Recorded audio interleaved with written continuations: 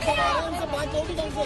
हिंसा का कोई रास्ता नहीं है। आज आप एक औरत है, आप तो समझ सकते हैं ना, औरत की मान मर्यादा क्या होती है, सबसे बड़ी एक इज्जत होती है। एक दुखियारी माँ की इस कातर पुकार पर पत्थर दिल भी पिघल जाए, लेकिन यूपी पुलिस आंसू नहीं सबूत देख रही है।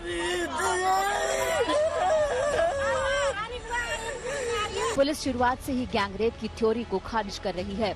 तो दिल्ली के पीएम रिपोर्ट में जो मृत्यु का कारण आया है वो गले में चोट होने के कारण और उसके दौरान जो ट्रॉमा होता है उसके कारण आना बताया गया है। जो विधि विज्ञान प्रयोगशाला की रिपोर्ट भी अब प्राप्त हो गई है,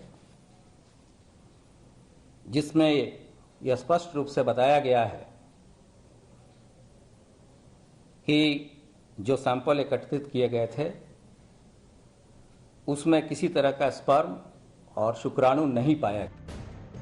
इस केस में कल सफदरजंग अस्पताल की पोस्टमार्टम रिपोर्ट आई थी। इस पोस्टमार्टम रिपोर्ट में बलात्कार का कोई जिक्र नहीं। रिपोर्ट में गला दबाने और गर्दन की हड्डी टूटने का जिक्र है। साथ ही मौत की वजह कार्डियक अरेस्ट को बताया गया है। इससे पहले हाथरस के एसपी ने अलीगढ़ के अस्पताल की मेडिकल रिपोर्ट का हवाला देकर रेप के आरोपों को खारिज किया था।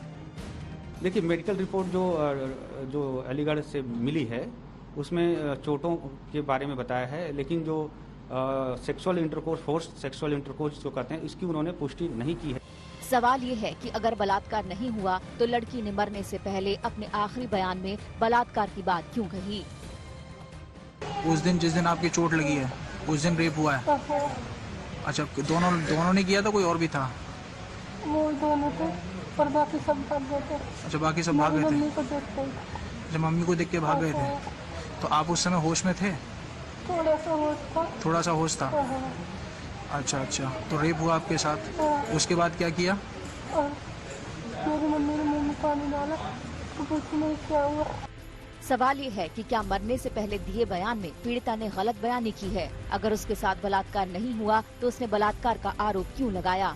फिर ऐसा क्या हुआ कि पीड़िता को इतनी बेरहमी से मारा गया जो कि उसकी मौत हो गई?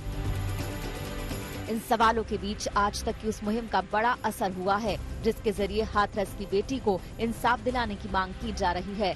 इलाहाबाद हाई कोर्ट की लखनऊ बेंच ने मामले की गंभीरता को देखते हुए कुछ संज्ञान में लिया है।